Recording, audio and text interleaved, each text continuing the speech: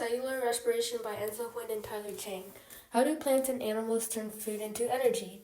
Well, we turn food into energy through a process called cellular respiration, where we take oxygen and glucose to get carbon dioxide, water, and ATP, which is a form of energy our body uses.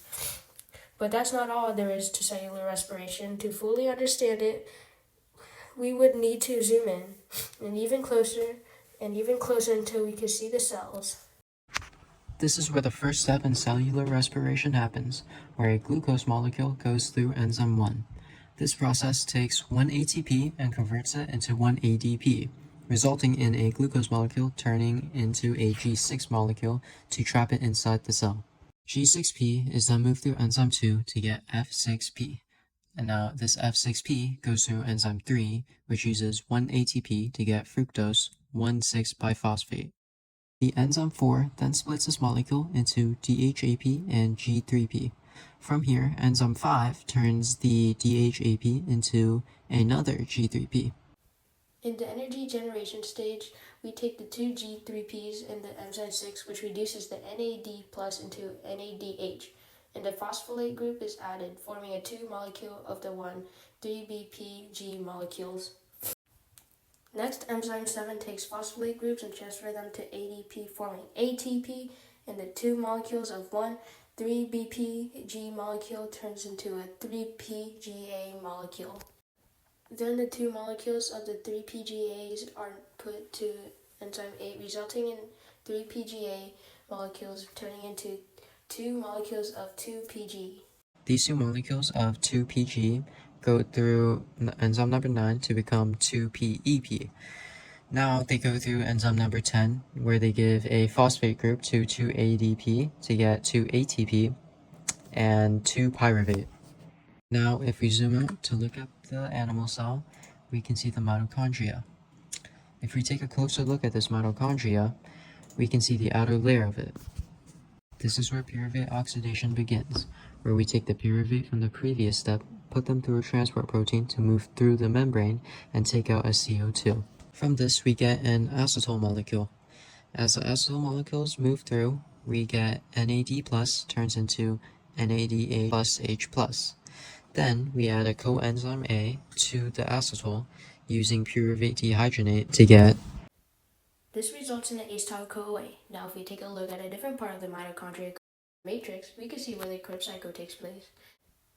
Inside the Krebs cycle, enzyme 1 takes the acetyl-CoA and molecule 1 and adds them together, as well as taking out the CoA, resulting in a citric molecule. Enzyme 2 takes out the water, resulting in an isocitric molecule. From here, we take molecule 2 and put it through enzyme 3, where carbon dioxide is taken out and NAD plus converts into NAD plus H plus. Isocitrate also turns into molecule 3. After this, the molecule 3 is sent through the enzyme 4, where CO2 is removed again and coenzyme A is added back in. Also, NAD plus is turned into NADH. During this process, molecule 3 turns into molecule 4. Molecule 4 is then put into enzyme 5, where ADP turns into ATP and coenzyme A is released, resulting in molecule 5. Then molecule 5 is put into enzyme 6, where FAD turns into FADH2 and molecule 5 turns into molecule 6. From here, an enzyme called fumarase adds water, resulting in malate. After this, the malate is sent through malate dehydrogenase, where NAD plus becomes NADH, and malate becomes molecule 1, where it is sent back into the cycle to be reused. Throughout the process of the Krebs cycle, we get 4 carbon dioxide, 6 NADH, and 2 FADH, as well as 2 ATP. Now, if we zoom out and look into the inner mitochondrial membrane, we can see where the ETC happens. NADH gives 2 electrons to complex 1, resulting in NAD+. In complex 2, FADH2 gives electrons to complex 2, resulting in FAD. Coenzyme Q takes these electrons from complex 1 and 2, transfer them into complex 3.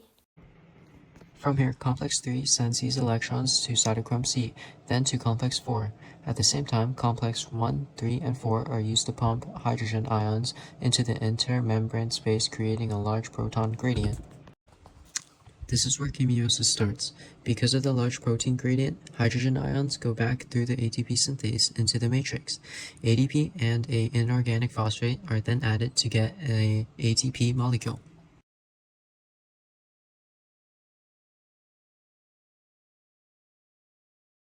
How does this relate to homeostasis? Well, cellular respiration maintains homeostasis by making ATP, which is used for active transport, temperature regulation, and the overall cellular function.